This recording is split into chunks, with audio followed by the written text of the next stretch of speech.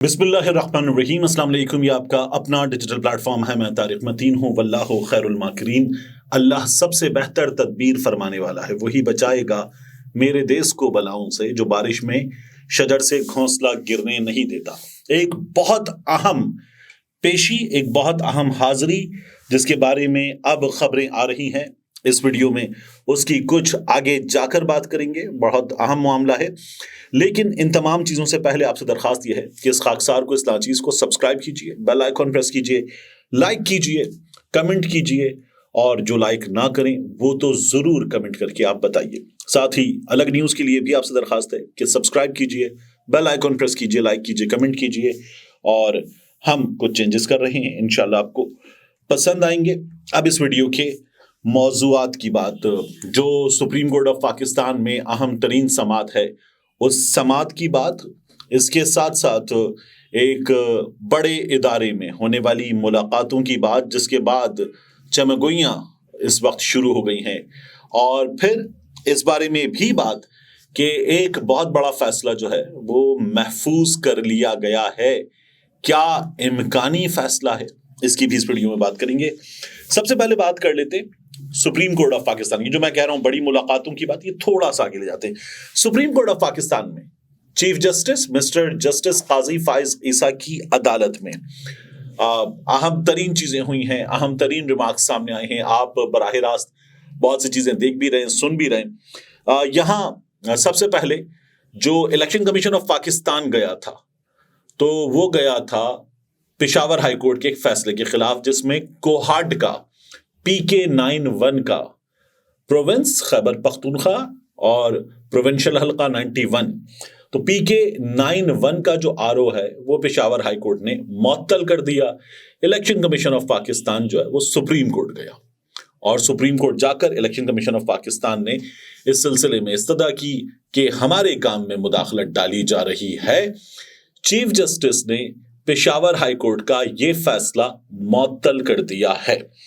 और साथ ही इस फैसले को मुअत्तल करने के बाद कुछ चीजें हुई हैं। कुछ लोग इसको बल्ले के निशान के हवाले से जो फैसला है उससे भी जोड़कर देख रहे हैं। कुछ लोग कह रहे थे election commission of Pakistan supreme court चला गया है। नहीं, इस मामले पर इलेक्शन कमीशन ऑफ पाकिस्तान गया है सुप्रीम कोर्ट, लेकिन बल्ले के निशान के मामले पर वो गए पेशावर हाई कोर्ट। उसकी अभी भी आगे बात करते हैं। लेकिन एक बात याद रखिएगा कि ये PK91 का आरओ एक फैसला है पेशावर हाई कोर्ट का, लेकिन इलेक्शन कमीशन ऑफ पाकिस्तान, ये जो मैं आपको ट्वीट दिखा रहा हूं, इस ट्वीट के मुताबिक इलेक्शन कमीशन ऑफ पाकिस्तान 4 से 5 आरओज को खुद तब्दील कर चुका है। तो जो इलेक्शन कमीशन ऑफ पाकिस्तान कह रहा है कि अदालत ने हमारे काम में मुदाखलत की और हम इस वक्त इलेक्शन करवा रहे हैं, इंतहाई क्रूशल वक्त है, आरओज इस वक्त तब्दील नहीं किए जा सकते, तो वहां पर यह बात की गई।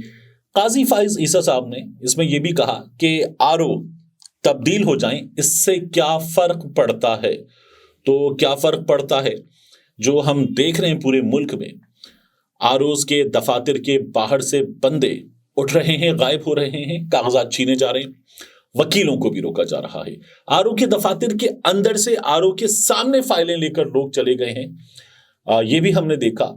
लेकिन काजी फाइज साहब ने कहा कि आरओ कौन है, इससे क्या फर्क पड़ता है, तो फिर अदालत से हो जाते, उससे भी कोई फर्क नहीं पड़ता था। लेकिन सबसे अहम बात यह है कि जो पूरे मुल्क में वाकयात हो रहे हैं, ये वाकयात अदालत में डिस्कस नहीं हुए। आज हो जाने चाहिए थे जब आरओज की बात हो रही थी। कल पाकिस्तान तहरीक इंसाफ की दरखास्त सुनी जाएगी इस मामले पर, तो ये तब डिस्कस हो जाएंगे, हम देखेंगे कि क्या होता है। लेकिन पूरे मुल्क में जो मनाजिर हैं वो अदालत में कम से कम डिस्कस नहीं हुए। ये मेरे लिए हैरान कुन था, होना चाहिए था, मगर हुआ नहीं है।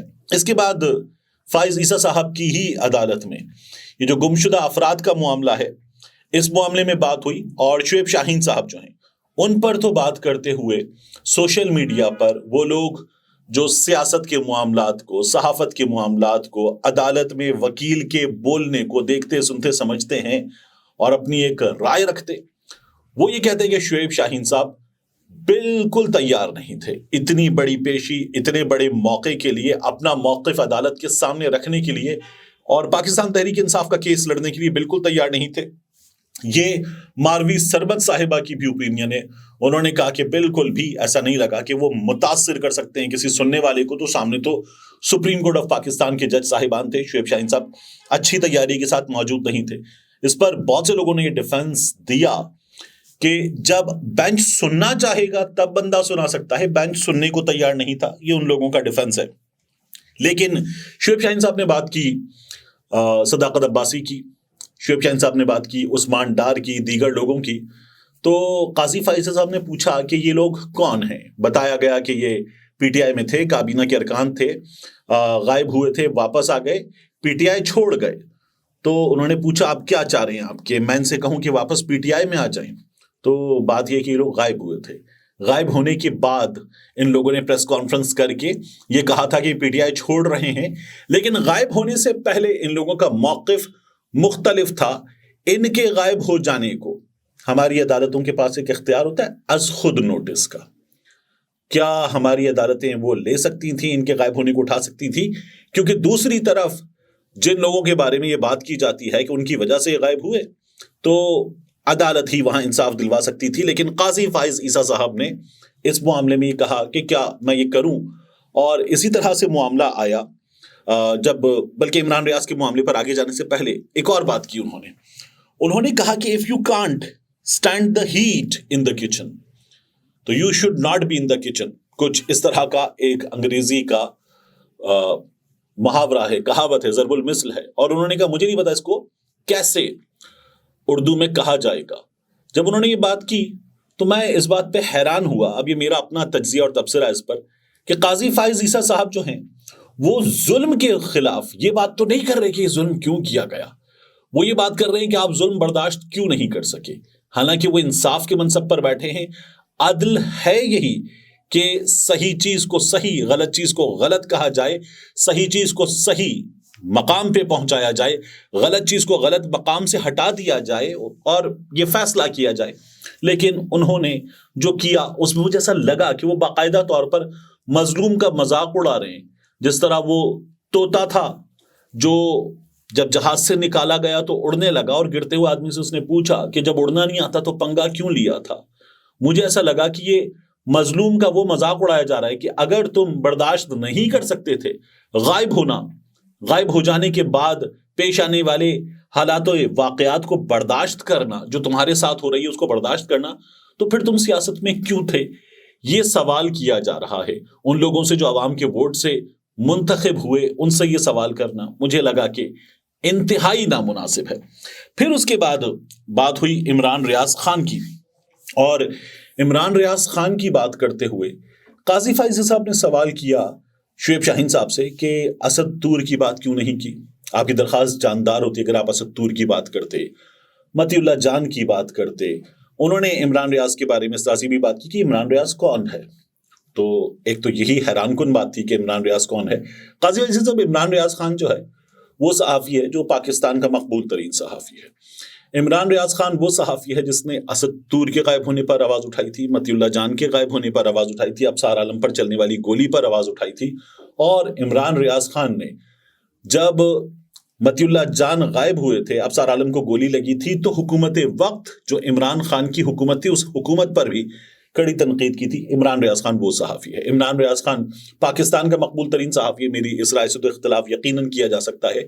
لیکن عمران ریاض خان وہ صحافی ہے جو جب گیا تھا تو بولتا تھا, زوردار بولتا تھا, جب واپس آیا تو ہم مل کر آئے تھے اس سے اور وہ بولنے کے قابل نہیں تھا. یہی بات آپ کے روبرو بھی کی گئی.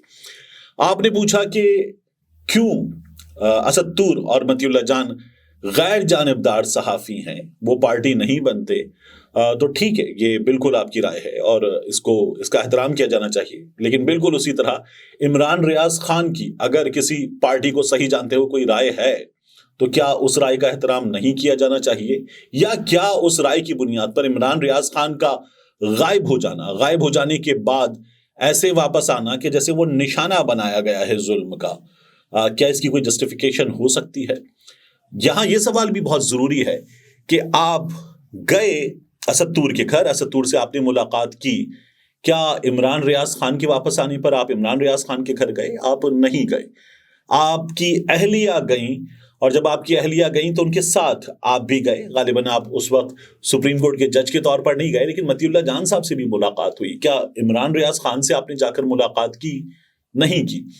آپ نے عمران ریاض خان کے عدالت سے رجوع کرنے کے حوالے سے بات کی اور پوچھا کہ کیا کوئی حلفیہ بیان ہے؟ تو پھر آپ خود عمران ریاض خان کو ایک نوٹس کر کے بلا لیجئے, کیونکہ لاہور ہائی کورٹ میں اس کا معاملہ تھا.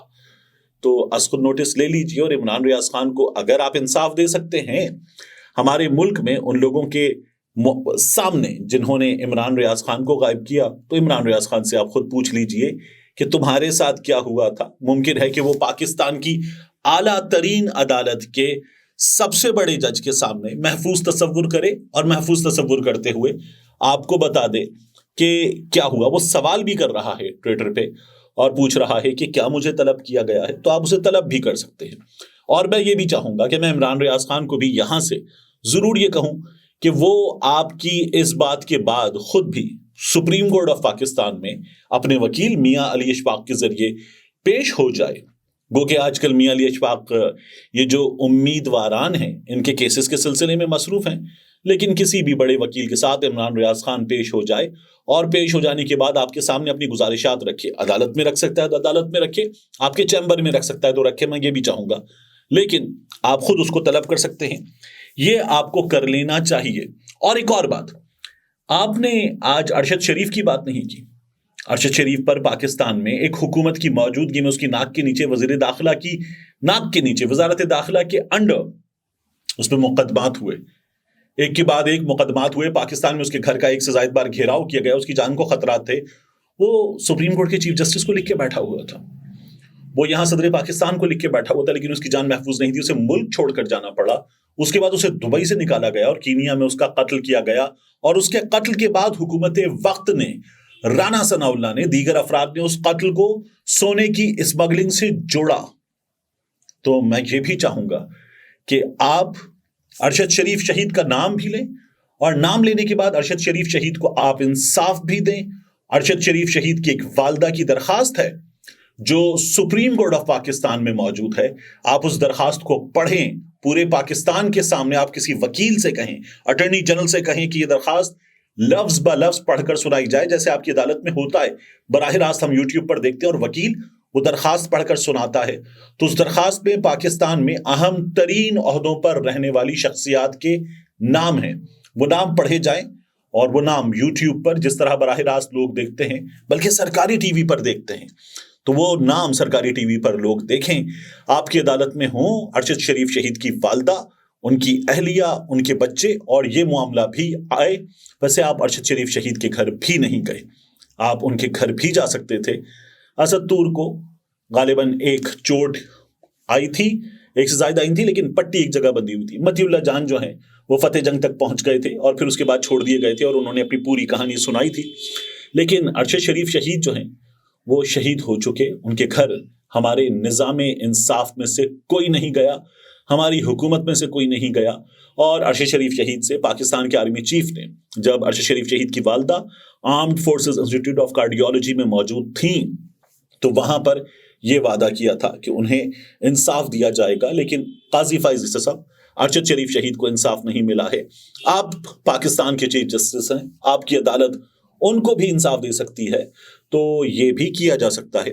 آپ ذرا یہ بھی کر کے دیکھیے, اچھی بات ہے. انشاءاللہ ارشد شریف شہید کو بھی انصاف مل جائے گا, ہم آپ سے یہ امید بھی کر سکتے ہیں. اس کے بعد آ جائیے, بات آگے بڑھتے ہیں, کیونکہ اب یہ معاملات عدالت میں مزید زیر سماعت آئیں گے. جو معاملہ ہے میاں نواز شریف کا, میاں نواز شریف کی تاحیات نااہلی والا معاملہ, اس سلسلے میں سپریم کورٹ نے ایک اخبار میں اشتہار بھی دیا تھا. نظر یہ آ رہا ہے کہ تاحیات نااہلی ختم ہو جائے گی, کیونکہ تاحیات نااہلی کسی بھی شخص کی نہیں ہونی چاہیے. مگر یہ جو معاملہ ہے, یہ معاملہ عدالت میں جس طرح سے اٹھا تھا, اس طرح سے اٹھنے والے معاملات پہ سوال اٹھتے ہیں. جس طرح غلام ڈوگر والے کیس میں, سی سی پی او لاہور والے کیس میں, وہاں سے معاملہ اٹھا کر پنجاب کے الیکشن کا پہنچایا گیا اس وقت کے چیف جسٹس عمرتا بندیال کے سامنے, تو بالکل اسی طرح سے ایک اور معاملہ تھا, اور وہاں سے یہ معاملہ جو ہے وہ عدالت میں آیا تھا تو اس پر پہلے بھی سوال اٹھے، ہو سکتا ہے اب بھی سوال اٹھ جائیں۔ بہرحال میاں نواز شریف صاحب کو انتخابات لڑنے میں ہمیں نظر آ رہا ہے کہ یہ جو چیز اگر رکاوٹ ہے، گو کہ ان کے کاغذات نامزدگی منظور ہو چکے ہیں، تو یہ بھی شاید دور ہو سکتی ہے۔ باقی لیول پلینگ فیلڈ جو ہے وہ ایک سیاسی جماعت مانگ رہی ہے، کل ان کی سماعت ہوگی اور اس سیاسی جماعت کو، واحد سیاسی جماعت کو، پاکستان تحریک انصاف کو اس وقت کہیں سے بھی لیول پلینگ فیلڈ میسر نہیں ہے، نہ لیول میسر نہ فیلڈ میسر ہے، پلے کرنا تو بہت دور کی بات ہے۔ تو یہ بھی ہو جانا چاہیے، مقابلہ ہونا چاہیے اور کھل کے مقابلہ ہونا چاہیے، تو یہ ہم دیکھ لیں گے۔ اس کے علاوہ پشاور ہائی کورٹ میں جو بلے کا نشان پاکستان تحریک انصاف کو مل گیا تھا، اب اس پر الیکشن کمیشن آف پاکستان کی انٹرا کورٹ اپیل پر فیصلہ محفوظ ہو گیا ہے۔ یہ فیصلہ ہمارے سامنے آ جائے گا۔ مجھے ایسا لگتا ہے کہ پاکستان تحریک انصاف کو اپنی اس لیگل بیٹل میں، اسی عدالت میں جس کی ہم ابھی تک بات کر رہے تھے، آنا پڑے گا۔ میری یہ رائے غلط ہو جائے آمین، لیکن یہ میری رائے ہے۔ عدالت کا فیصلہ کیا ہے یہ عدالت جانتی ہے، یہ میری محض رائے ہے۔ اور پھر اس عدالت میں آ کر کیا ہوگا ہمیں دیکھنا ہوگا کہ پاکستان تحریک انصاف کتنی بہتر پریپیئرڈ اس عدالت میں آتی ہے۔ ویسے کہنے والے تو یہ کہہ رہے ہیں کہ پاکستان تحریک انصاف کو بلے کا نشان نہ بھی ملے، ڈبل روٹی کا بھی نشان مل جائے تو پاکستان تحریک انصاف الیکشن جیت سکتی ہے۔ یہ کل میں پبلک ٹی وی کے پروگرام میں موجود تھا، جبران ناصر صاحب میرے ساتھ شرکا میں موجود تھے، تو انہوں نے بھی بتایا کہ بلے کا نشان، ڈبل روٹی کا نشان یا کوئی اور نشان، پاکستان تحریک انصاف کا نشان عمران خان ہے، ان کو اگر کوئی بھی نشان مل جائے تو ووٹ ان کو پڑ جائے گا، یہ انہوں نے کہا تھا۔ لیکن دیکھنا یہ کہ ووٹ جو ان کو پڑے گا وہ ڈبے سے ان کے نام پر نکلے گا بھی یا نہیں، بہت اہم ہے یہ دیکھنا۔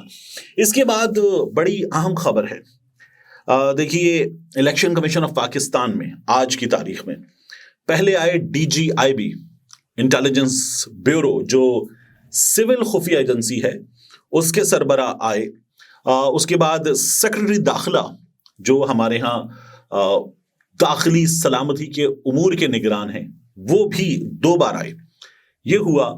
اور پھر اس کے بعد الیکشن کمیشن کے سینئر حکام یہ پہنچے وزارت دفاع۔ یہ تمام چیزیں ہو رہی ہیں، یہ چیزیں ایک ایسے وقت میں ہو رہی ہیں جب فضل الرحمان کی جماعت کے لوگوں پر، فضل الرحمان کی سیکیورٹی ٹیم کی گاڑیوں پر فائرنگ ہوئی۔ ایک خبر یہ آئی، پولیس نے بتایا کہ ان پر فائرنگ نہیں ہوئی تھی اور فضل الرحمان اس قافلے میں بھی شامل نہیں تھے، وہ گھر پر موجود تھے۔ بہرحال گولیاں چلیں، پھر خبر یہ آئی کہ گولیاں ایک چیک پوسٹ پر چلی تھیں اور جب جوابی فائرنگ کی گئی تو گولیاں چلانے والے فرار ہو گئے تھے۔ لیکن اس سے پہلے خبر یہ آئی تھی کہ فضل الرحمان اور ایمل ولی، ان دونوں کی جان کو خطرات ہیں۔ اب اس کے بعد فضل الرحمان یہ کہہ چکے کہ الیکشن کچھ دن آگے بڑھائے جا سکتے ہیں، ہمیں الیکشن والا ماحول تو دیا جائے۔ فضل الرحمان کے اس معاملے پر تمام سیکیورٹی کی ذمہ داریاں انجام دینے والے بڑے اگر ملے ہیں، بیٹھے ہیں، بات کر رہے ہیں اور یہ سب کچھ ہو رہا ہے، تو کہا یہ جا رہا ہے کہ وفاقی دارالحکومت میں الیکشن ہوں گے یا نہیں ہوں گے، ان سوالات کے درمیان کوئی بڑی پیش رفت ہو رہی ہے، اس کا ہمیں ویٹ کرنا چاہیے۔ اور ساتھ میں جنرل فیض حمید کا معاملہ، جنرل فیض حمید کی آج پیشی کا امکان تھا۔ جنرل فیض حمید کو طلب کیا گیا تھا اور یہ طلبی جنرل فیض حمید کی جو تھی یہ تھی فیض آباد دھرنا کمیشن کے سامنے۔ اس سے پہلے جب انہیں طلب کیا گیا تھا تو جنرل فیض حمید پیش نہیں ہوئے تھے۔ آج کی اس پیشی کے حوالے سے کیا صورتحال تھی اور اب پیشی ہوئی ہے یا نہیں ہوئی، اس سے پہلے ایک خبر ذرا سے اس کے کچھ نکات آپ دیکھ لیں۔ یہ عمر چیمہ کی خبر ہے۔ عمر چیمہ خبر دیتے ہوئے کہتے ہیں کہ پیشی کا امکان۔ آگے کہتے ہیں کہ صورتحال سے واقف ایک سورس نے بتایا کہ سابق انٹیلیجنس چیف نے DGCISI کے حوالے سے اپنے کردار پر اٹھنے والا سوالات کا جواب دینے کے لیے کمیشن میں پیش ہونے کا فیصلہ کیا۔ جس وقت فیض آباد دھرنا تھا تو اس وقت فیض حمید ISI چیف نہیں تھے، اس سے نیچے DGCISI کے طور پر وہ کام کر رہے تھے۔ کمیشن نے فیض حمید کو 2 دسمبر کو طلب کیا تھا۔ فیض حمید اس لیے پیش نہیں ہوئے تھے کہ پیشی کا جو نوٹس تھا اس کی تعمیل نہیں ہوئی تھی۔ پھر اس کے بعد پیشی کا یہ نوٹس پیش کیا گیا انہیں وزارت دفاع کے ذریعے تاکہ تعمیل ہو جائے، اور اب فیض حمید کی پیشی کا امکان تھا۔ 3 رکنی کمیشن میں 2 سابق پولیس افسران ہیں، ایک سید اختر علی شاہ ہیں، ایک طاہر عالم خان ہیں، یہ آئی جی اسلام آباد رہ چکے ہیں، اور ایک ایڈیشنل سیکرٹری داخلہ خوشحال خان شامل ہیں۔ کمیشن پابند اس بات کا کہ یہ 2 مہینے کے اندر اندر اپنی تحقیقات مکمل کرے اور حاضر سروس اور ریٹائرڈ فوجی افسران کو وزارت دفاع کے توسط سے نوٹس بھیج کر بلائے، ان کا بیان ریکارڈ کرے۔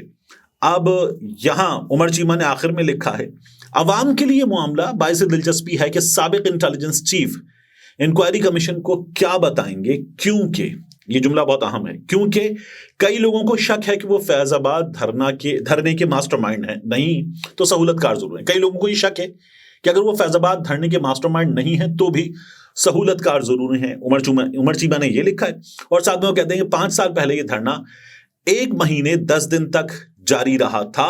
حکومت اور ٹی ایل پی کے درمیان طے پانے والے معاہدے کے دستخط کنندہ بننے کی وجہ سے فیض حمید تنقید کا نشانہ بنے۔ اس کے بعد نون لیگ کی حکومت کو ایک وزیر زاہد حامد کی، وزیر قانون کے اس وقت، قربانی دینا پڑی کیونکہ ان کا استعفیٰ ٹی ایل پی کے مطالبات میں شامل تھا۔ یہاں یاد رکھیے گا کہ احسن اقبال صاحب وزیر داخلہ تھے اور انہوں نے کہا تھا کہ ان کے پاس کوئی ثبوت نہیں ہے کہ ISI اس دھرنے میں شامل تھی۔ البتہ انہوں نے یہ بات ضرور کی تھی کہ دھرنا ختم نبوت کے قانون کے معاملے پر نہیں تھا، ختم حکومت کے معاملے پہ تھا۔ ابھی تک کی خبر یہ ہے، جب میں آپ سے مخاطب ہوں 5:20 پر یہ ریکارڈنگ میں کر رہا ہوں، ممکن ہے کہ کچھ دیر بعد پیشی ہو جائے، لیکن 5:20 تک کی خبر یہ ہے کہ جنرل ریٹائرڈ فیض حمید کی آج پیشی نہیں ہوئی ہے۔ ملتے ہیں انشاءاللہ آپ سے اگلی ویڈیو میں۔